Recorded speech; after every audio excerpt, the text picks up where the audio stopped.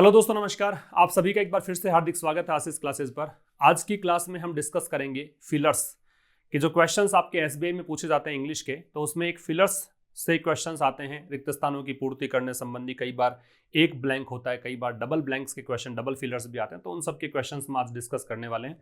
Class start करें उससे पहले बताना चाहूंगा कि आपको दो एप्लीकेशन डाउनलोड करने हैं। एक आशीष क्लासेस इंग्लिश, जो कि 50,000 प्लस डाउनलोड्स आपको नजर आएंगे वहां पर प्लेलिस्ट, अगर आप प्ले स्टोर पर जाकर देखते हैं।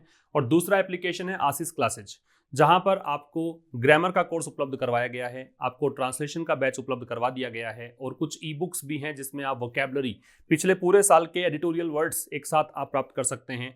अलग अलग बुक्स हैं, अलग अलग मंथ की, तो वो आप बाई कर सकते हैं। इसके अतिरिक्त यहाँ पे देखो एडिटोरियल का बैच चलता है, जो आशीष क्लासेस इंग्लिश वाली एप्लीकेशन है। वहां पर 2 एडिटोरियल्स मिलते हैं, क्लोज टेस्ट और पैराजंबल का कोर्स उपलब्ध है।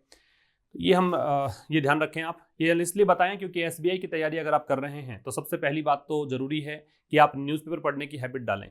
न्यूज़पेपर आप जरूरी नहीं है कोर्स खरीदें ही, आप सीधा आप यूट्यूब पर भी देख सकते हैं। शाम को 5 बजे एक सेशन आता है द हिंदू एडिटोरियल का, वो आप जरूर से देखा करें।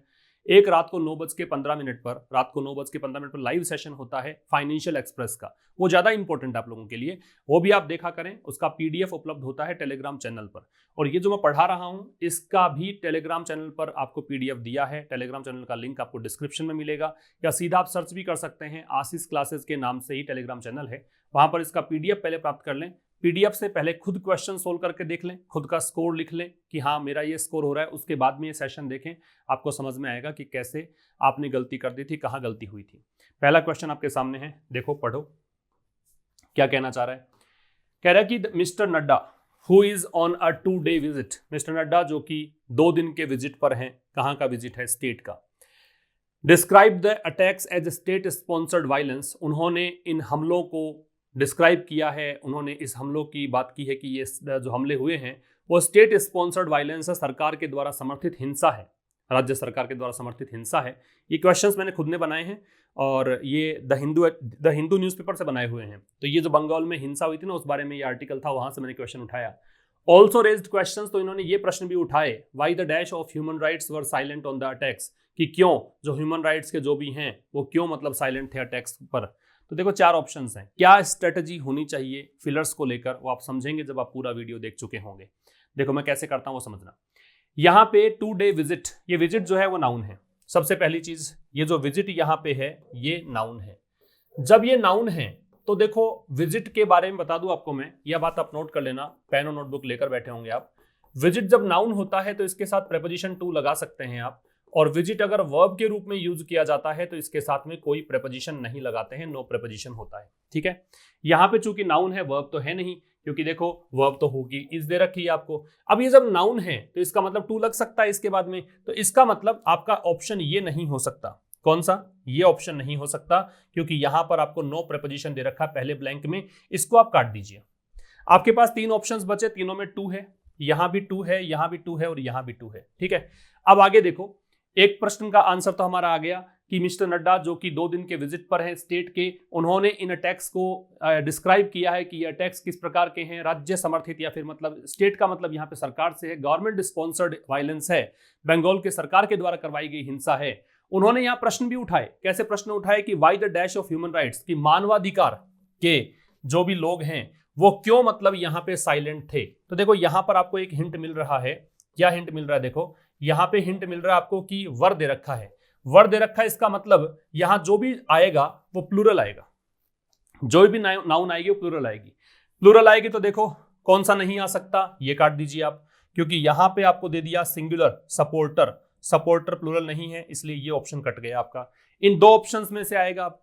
अब एम्प्लॉइज और चैंपियंस, चैंपियंस जो होते हैं वो सपोर्टर्स होते हैं, चैंपियन का मतलब है सपोर्टर्स, या फिर एडवोकेट्स, कहने का मतलब किसी चीज का समर्थन करने वाले जो लोग होते हैं उनको हम चैंपियंस या सपोर्टर्स बोलते हैं। एम्प्लॉइज का मतलब कर्मचारी। अब थोड़ा सा कॉमन सेंस आपको लगाना है कि एम्प्लॉइज आना चाहिए या सपोर्ट आपका चैंपियंस या सपोर्टर्स आना चाहिए। तो मिस्टर नड्डा जो कि 2 दिन के विजिट पर थे राज्य के पश्चिम बंगाल की बात ये थी, इन्होंने डिस्क्राइब किया कि अटैक जो है स्टेट स्पॉन्सर्ड वायलेंस हैं। उन्होंने ये प्रश्न भी उठाए कि क्यों मानवाधिकार के जो समर्थक हैं ये होना चाहिए, कर्मचारियों से क्या मतलब है, क्यों ये कोई एजेंसी विशेष की बात थोड़ी ना कर रहा है, मानवाधिकार की जो बातें करते हैं लोग वो साइलेंट क्यों थे अटैक्स को लेकर, ये बात इन्होंने प्रश्न उठाए। तो यहां पे आपका जो सही आंसर होगा वो सी होना चाहिए, ये नहीं होगा। ठीक है, समझ में आ गया कैसे कैसे काटना है।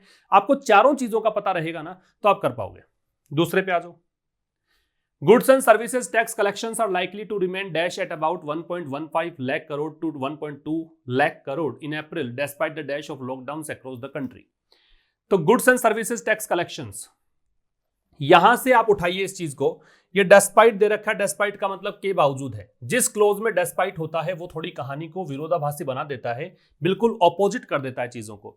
तो कह रहा है ये है कि देश भर में लॉकडाउन लगने के बावजूद, इतना समझो एक बार कि देश भर में लॉकडाउन लगने के बावजूद, इसका मतलब लॉकडाउन लगने से इकोनॉमिक एक्टिविटी पर क्या असर पड़ेगा। भी लॉकडाउन लगेगा इसका मतलब सारी आर्थिक क्रियाएं चौपट हो जाएंगी, कुछ भी कामकाज नहीं चलेगा। इसका मतलब यहां पे रिजल्ट आएगा ऑपोजिट, कि होना तो चाहिए चौपट काम धंधा, लेकिन यहां पे बढ़िया अच्छा चल रहा होगा क्योंकि डेस्पाइट लगा दिया इसने। तो goods and services tax collections, तो जीएसटी का जो कलेक्शन रहा, आर लाइकली टू रिमेन, उनकी संभावना है, इन कलेक्शंस की संभावना है कि वो बने रहेंगे। कैसे बने रहेंगे? वीक। मैंने कहा कि जब ये उल्टा आएगा, ऑपोजिट आएगा, यहां कह रहा है लॉकडाउन लगा है तो आर्थिक क्रियाएं, वैसे तो क्या होगा, जनरल थिंकिंग तो ये होनी चाहिए आपकी कि चूंकि लॉकडाउन लग गया तो आर्थिक क्रियाएं चौपट हो जानी चाहिए, इकोनॉमी जो है वो डीरेल हो जानी चाहिए, लेकिन चूंकि यहाँ पे डेस्पाइट लगा है इसलिए इसका ऑपोजिट आएगा, तो इकोनॉमिक एक्टिविटी जो है वो वीक नहीं होगी। इसका मतलब ये ऑप्शन काट दो।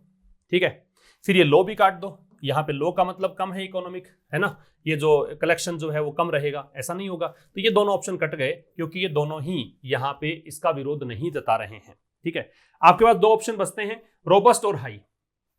अब आने को तो हाई भी आ सकता है कि जीएसटी कलेक्शन के उच्च बने रहने की संभावना है, और रोबस्ट का मतलब स्ट्रांग होता है। रोबस्ट किसी व्यक्ति के लिए लिखोगे तो होगा हष्टपुष्ट, अन्यथा कोई आंकड़े वगैरह हैं तो उसके लिए स्ट्रांग।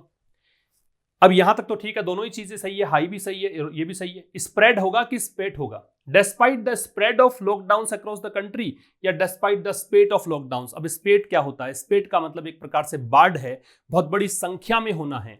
तो स्प्रेड का तो फैलना होता है। क्या लॉकडाउन फैलते हैं क्या? ये कोई कोविड वायरस थोड़ी ना फैलेगा। और यहाँ पे स्पेट लगा सकते हैं क्योंकि बहुत बड़ी संख्या में लॉकडाउन्स, है ना, अलग अलग फेज में लॉकडाउन सभी राज्य सरकारें लगाने जा रही हैं, तो इसकी बात ये कर रहा है। स्पेट आपका आंसर आना चाहिए, ये नहीं आएगा, ये कट जाएगा। ठीक है, तीसरे पर आ जाओ। GST collections have dash more than 1 lakh crore for 6 months in a dash. GST collection, GST का जो संग्रह है, हैव डैश। अब हैव यहाँ पे हेल्पिंग वर्ब है। अब जब हैव हेल्पिंग वर्ब है तो मान के चलो कि इसके बाद मैन वर्ब आएगी, और मैन वर्ब आएगी तो थर्ड फॉर्म आएगी, और थर्ड फॉर्म आएगी तो भाई कौन कौन से ऑप्शन कटेंगे? ये काट दूं क्योंकि रिकॉर्ड यहाँ पे फर्स्ट फॉर्म है। ठीक है, बाकी तो सभी में थर्ड फॉर्म है ही, तो एक ऑप्शन तो मैंने काट दिया। आपको अब सोचना है किसके बारे में? बी, सी और डी के बारे में। अब देखो, जीएसटी कलेक्शंस हैव हाइक्ड, बढ़ गए हैं। ठीक है, GST collections have clogged. Clogged का मतलब होता है रजिस्टर करना, क्लॉक का मतलब होता है रजिस्टर करना। ठीक है, और रजिस्टर्ड पता ही है, दे रखा है आपको। फिर ठीक है, अब तीनों में से क्या आएगा पता नहीं, आगे बढ़ते हैं। तो जीएसटी कलेक्शंस जो हैं वो बढ़ चुके हैं, या फिर रजिस्टर किया है, या रजिस्टर किया है। मोर देन 1 लाख करोड़, 1 लाख से अधिक का कलेक्शन यहाँ पे रजिस्टर हुआ है या हाइक हुआ है, 1 लाख से अधिक का कलेक्शन हाइक हो गया है। For 6 months in a dash, तो 6 महीने, और इन अ डैश, अब ये एक फ्रेज बनेगी, इन अ डैश के साथ एक फ्रेज बनेगी। अगर मैं कर देता हूं इन अ टेंडम, पहली बात तो इन टेंडम का मतलब क्या होता है वो समझना। एक होता है इन टेंडम, इसका मतलब होता है वन बिहाइंड अनदर, एक के पीछे दूसरा, वन बिहाइंड अनदर, एक के बाद दूसरा। या फिर इन टेंडम विद होता है, इसका मतलब होता है अलोंग, अलोंग साइड, टुगेदर, साथ साथ में। ये दोनों मीनिंग देता है ये। तो यहां पे मीनिंग निकलेगा नहीं, क्योंकि ये कहना क्या चाह रहा है? ये कहना चाह रहा है लगातार 6 महीने से ऐसा हो रहा है, ये कहना चाह रहा है एक्चुअल में ये, तो इसलिए टेंडम वाला काम बैठेगा नहीं, ये काट दो।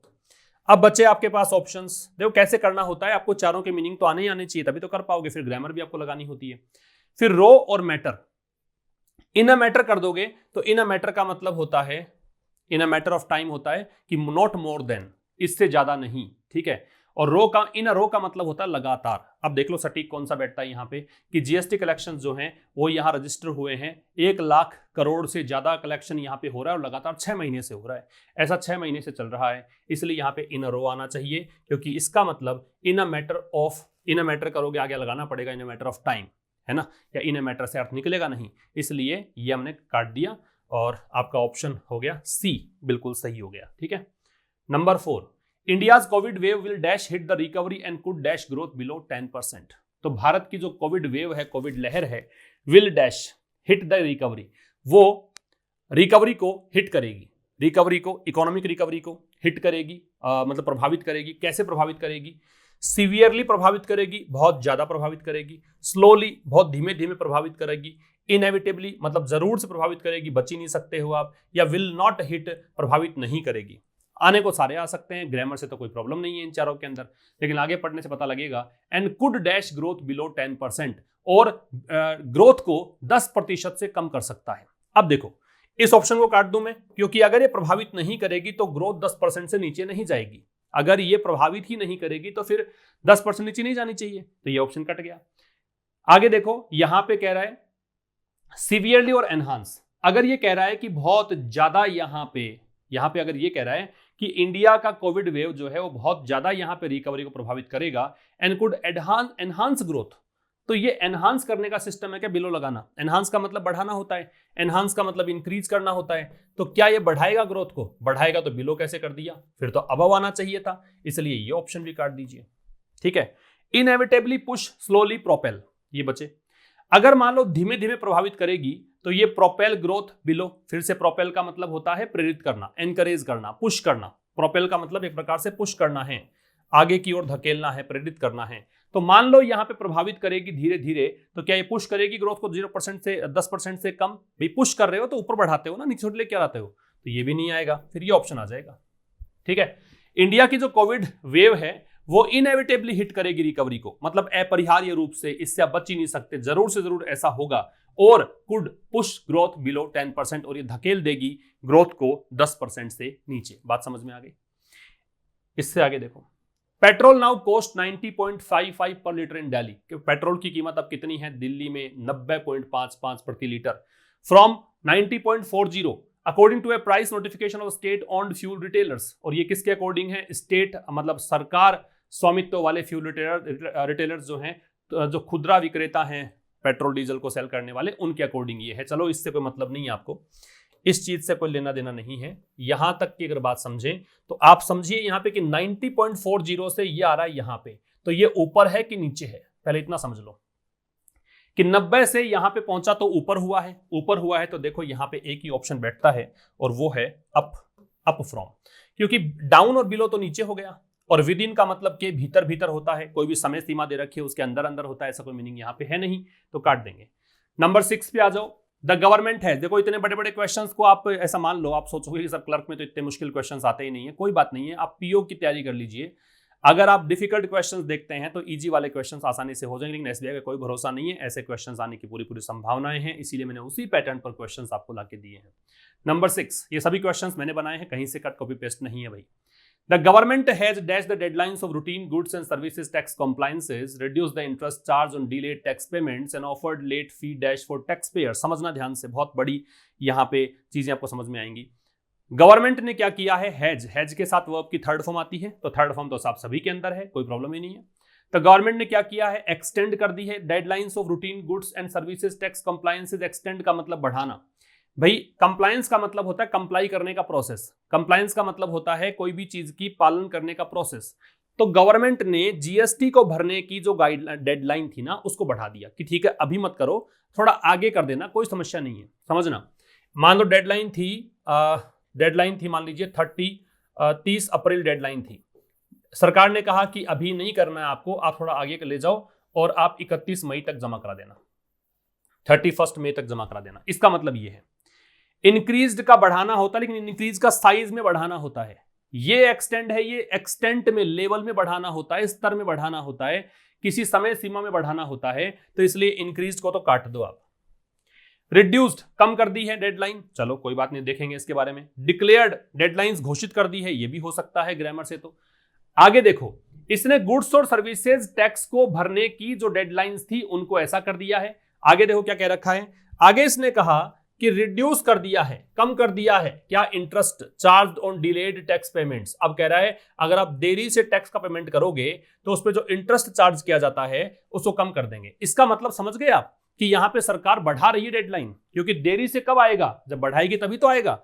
इसलिए आप यहां पे एक ऑप्शन और काट दो कि ये कम तो नहीं कर रही डेडलाइन को, ठीक है, और बढ़ा रही है, इसका मतलब यहां पे डिक्लेयर्ड भी काट सकते हो आप, ठीक है। और वैसे इसको पढ़ के देख लो कैसे बनेगा कि गवर्नमेंट ने यहां पे बढ़ा दी है डेडलाइंस किसके लिए, routine goods and services tax के कंप्लायंसेस के लिए। दूसरा काम क्या किया है, जो इंटरेस्ट चार्ज करती है गवर्नमेंट, जो पेमेंट लेट होता है टैक्स का उस पर, उसको कम कर दिया है। और तीसरा क्या किया है, इसने एक यहां पे ऑफर भी दिया है कि late fee dash for taxpayers, कि यहां पे लेट फी जो जमा करानी पड़ती है, लेट अगर आप टैक्स जमा करा रहे हो तो कुछ जुर्माना लगता है, उसकी भी छूट दे दी है। तो वेवर का मतलब छूट होता है, ठीक है। वेवर का मतलब एक सिस्टम है कि आपको अब पेमेंट नहीं करना पड़ेगा, उसके लिए वो माफी मिल गई आपको, जैसे टैक्स वेवर होता है, ठीक है। या फिर आपने कृषि कोई लोन सुना होगा, एग्रीकल्चरल लोन, तो वो वेवर होता है, वेव ऑफ कर देना तो छूट मिल जाना। तो ये ए आपका आंसर सटीक हो जाएगा। नेक्स्ट पे आ जाओ। Germany is dash Islamic organisation Ansar International. ये इस्लामिक ऑर्गेनाइजेशन का नाम है, ये इस्लामिक ऑर्गेनाइजेशन का नाम है अंसार इंटरनेशनल। तो जर्मनी क्या कर रहा है, जर्मनी खुद एक इस्लामिक ऑर्गेनाइजेशन है, ठीक है। जर्मनी बैक कर रहा है, मतलब सपोर्ट कर रहा है। बैकिंग का मतलब सपोर्ट करना है, इस बैकिंग से मतलब है सपोर्टिंग। क्या जर्मनी खुद यहां पे सपोर्ट कर रहा है? Which it says has finance terrorism around the world, जिसके बारे में जर्मनी कहता है कि इसने it says has finance terrorism around the world, कि इसने क्या किया है। भाई अगर ये खुद होता ना तो ये बात नहीं आती, अगर ये खुद होता तो इट नहीं आता। ये जर्मनी कह रहा है इसके लिए, कि जर्मनी कह रहा है इसके लिए कि ये जो संगठन है, ये संगठन इसने क्या किया है, फाइनेंस किया है, वित्त पोषित किया है, किसके लिए, आतंकवाद के लिए पूरे विश्व भर में। इसका मतलब ये एन वाला ऑप्शन गलत, क्योंकि ये खुद तो संगठन नहीं है, ठीक है। मेकिंग कर दोगे, बना रहा है, बनाने संगठन तो स्थापित होते हैं, बनेंगे थोड़ी ना, तो मेकिंग नहीं आएगा। अब ये दो है, थोड़ा सा कॉमन सेंस से कर लो, कॉमन सेंस से कर लो कि बैक कर रहा है, सपोर्ट कर रहा है। हालांकि यहां पे तो कुछ दिख नहीं रहा आपको, लेकिन कोई भी देश है वो इस प्रकार के संगठनों को सपोर्ट नहीं करेगा, तो ये थोड़ा सा कॉमन सेंस वाली बात यहां पे आ गई। बैन कर रहा है ज्यादा सटीक है इसकी अपेक्षा। यहां तो करोगे कि वो सपोर्ट कर रहा है इस संगठन का, और इस संगठन के बारे में इसने कहा है जर्मनी ने कि ये फाइनेंस इसने किया है आतंकवाद को पूरे विश्व भर में। तो बैक का तो सपोर्ट करना है और बैन का प्रतिबंध लगा देना है, तो प्रतिबंध लगाना ज्यादा यहाँ पे एप्रोप्रिएट लग रहा है, तो सी आपका आंसर आ जाएगा। The Food and Drug Administration is dashed to approve the use of the Pfizer BioNTech 2-dose mRNA COVID-19 vaccine children 12 to 15-year-old, according to reports in the American press. तो क्या कह रहे हैं, The Food and Drug Administration, FDA इसका नाम है, is ready, ये तैयार है, हो सकता है रेडी। is obvious, ये बिल्कुल स्पष्ट है, हो सकता है। is eager, ये उत्सुक है, हो सकता है। is set, तैयार है, हो सकता है। To approve the use of the Pfizer BioNTech 2-dose mRNA COVID-19 vaccine. देखो थोड़ा आसान कर दूं, आपकी भाषा में समझाऊं इस चीज को, तो बिल्कुल छोटी सी बात ये है कि ये जो FDA है, ठीक है, इसने ये मतलब यहाँ पे ये जो फाइजर ये कंपनी की ये जो दवा है, इस वैक्सीन को यहाँ पे बच्चों के लिए जिनकी आयु 12 से 15 वर्ष है उनको करने के लिए किया है, ये कुछ कहना चाह रहा है ना। अब इसका ब्लैंक भरने के बाद पता लगी पूरी कहानी क्या है। तो FDA जो है वो यहाँ पे तैयार है कि वो यूज करने के लिए अप्रूवल दे देगा कि इनको अप्रूव कर सकते हो आप इन बच्चों के लिए। पहली बात, रेडी कर दो अगर आप मान लो, तो इसके अंदर विद नहीं लगेगा, क्योंकि ये तो बच्चों के लिए यहाँ पे 12 से 15 वर्ष के बच्चों के लिए यहाँ पे इसकी अनुमति देने की बात कर रहा है, तो विद नहीं लगेगा। थ्रू भी नहीं लगेगा, क्योंकि थ्रू का मतलब माध्यम से होता है, तो बच्चों के माध्यम से थोड़ी दिलाओगे आप, किसको दिलाना, दिलाना ही बच्चों को है vaccine.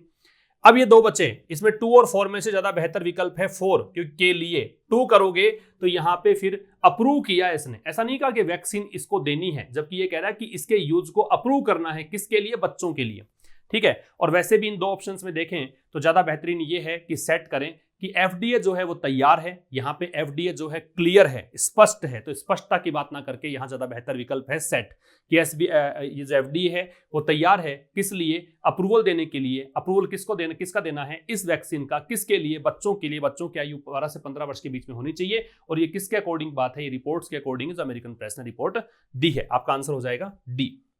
Next, police arrested a man, police ने एक आदमी को गिरफ्तार किया। दे सेड इज, देखो बहुत आसान है ये, अगर मैं इस दे सेड को हटा देता हूं, उन्होंने कहा, ये तो पुलिस ने कहा है, दे पुलिस के लिए आ रहा है, पुलिस प्लूरल है इस कारण से, तो पुलिस ने कहा है यहां तो इसका मतलब ये इज जो है यहां पे जो भी लगेगा वो सब्जेक्ट आएगा, क्योंकि ये इसकी वर्ब है और यहां पे जरूरत है सब्जेक्ट की जरूरत है, तो ये काट दूं ऑप्शन। होम नहीं आएगा क्योंकि होम तो ऑब्जेक्ट होता है, ठीक है। अच्छा जी, इन तीन में से चूंकि एक आदमी को गिरफ्तार किया है, आदमी के लिए विच नहीं आता तो ये काट दो, आदमी के लिए फिर दैट भी नहीं लगाना, ये काट दो, तो ये आपका आंसर आ जाएगा। अब पढ़कर देख लो, स्टैब का मतलब चाकू घोंपना है। पुलिस ने यहां पे गिरफ्तार किया एक आदमी को, और उस आदमी के बारे में उन्होंने क्या कहा कि वो आदमी जो है वो सस्पेक्टेड है, वो संदेह के घेरे में है। किस चीज का संदेह है, of stabbing 2 Asian American women, कि इसने 2 एशियन अमेरिकन महिलाओं को चाकू घोंप दिया विदाउट वार्निंग, बिना कोई चेतावनी के, ऑन ट्यूसडे आफ्टरनून, ठीक है। तो यहाँ पे बी आपका आंसर होगा, क्योंकि आपको चाहिए व्यक्ति के लिए प्रोनाउन, रिलेटिव प्रोनाउन चाहिए, व्यक्ति के लिए विच नहीं आता, व्यक्ति के लिए दैट नहीं आता। इन दोनों में कंफ्यूजन अगर था तो होम जो है वो ऑब्जेक्ट को निकालता है, जबकि दे सेड को हटाने के बाद में इज का सब्जेक्ट आपको चाहिए जो कि हु से बनेगा। Next, over half of the newly elected MLAs of Assam, Kerala, Tamil Nadu, Puducherry and West Bengal, तो कह रहा है जो नए विधायक चुने गए हैं असम के, केरला के, तमिलनाडु के, पुडुचेरी के, वेस्ट बंगाल के, जो नए विधायक चुने गए हैं इन सब जगह के जहां जहां चुनाव थे, उनमें से आधे से ज्यादा डैश क्रिमिनल केसेस, उनके क्रिमिनल केसेस हैं किसके खिलाफ, अपने खुद के खिलाफ, इन डैश इलेक्शन एफिडेविट्स, किस में, अपने खुद के एफिडेविट्स में। तो पहली बात तो ये मान के चलो कि ये प्लूरल है सब्जेक्ट, क्योंकि न्यूली इलेक्टेड एमएलएज की बात कर रहा है। अब यहां पे देखो ऑप्शंस देखेंगे आप, तो पहली बात तो ये ऑप्शन काट दो, क्योंकि यहां पे हैव के साथ में डिक्लेयर कर रखा है, डिक्लेयर वर्ब की फर्स्ट फॉर्म, जबकि हैव के साथ थर्ड फॉर्म लगनी चाहिए, ठीक है। तो हैव डिक्लेयर्ड होना चाहिए कि उन्होंने घोषणा कर दी, भाई जो नए नए विधायक चुने गए हैं इन जगह के जो नए चुनाव हुए थे उनमें से आधे से अधिक ने यहां पे डिक्लेयर किया है कि क्रिमिनल केसेस चल रहे हैं उनके खिलाफ, और ये डिक्लेयर किस में किया है, अपने इलेक्शन एफिडेविट्स में। एक बात तो ये। दूसरी बात आप देखें कि यहां पे हैज नहीं आ सकता, क्योंकि ये एमएलएज प्लूरल है, तो ये हैज नहीं आ सकता। तीसरी बात, यहां पे देयर्स नहीं आएगा, क्योंकि देयर्स लगा दोगे तो ये इलेक्शन एफिडेविट आगे नहीं आता, क्योंकि देयर्स है वो पजेसिव प्रोनाउन है। देयर्स क्या है, पजेसिव प्रोनाउन, और पजेसिव प्रोनाउन जो है वो नाउन के बगैर नहीं आते हैं, इनके बाद नाउन चाहिएगा आपको, सॉरी नाउन के बगैर आते हैं पजेसिव प्रोनाउन, नाउन नहीं चाहिए इनके बाद में। जबकि एक टर्म होता है पजेसिव एडजेक्टिव, और पजेसिव एडजेक्टिव के साथ में आपको नाउन चाहिए ही चाहिए। तो यहां पे चूंकि नाउन दे रखा है तो पजेसिव एडजेक्टिव चाहिएगा, प्रोनाउन नहीं चाहिए, तो एक ही बच गया कि इन्होंने डिक्लेयर किया था अपने इलेक्शन एफिडेविट्स में, तो आपका आंसर हो जाएगा डी। तो ये 10 क्वेश्चंस थे आज के इस सेशन में फिलर्स में। उम्मीद करता हूं सब समझ में आ गया होगा, लेकिन ये समझ में तभी आएंगे अच्छे से जब आप खुद से सॉल्व करोगे, उसके बाद वीडियो सोल्यूशन देखते हो। नेक्स्ट किसी क्लास में मुलाकात होगी, तब तक के लिए नमस्कार, थैंक यू वेरी मच।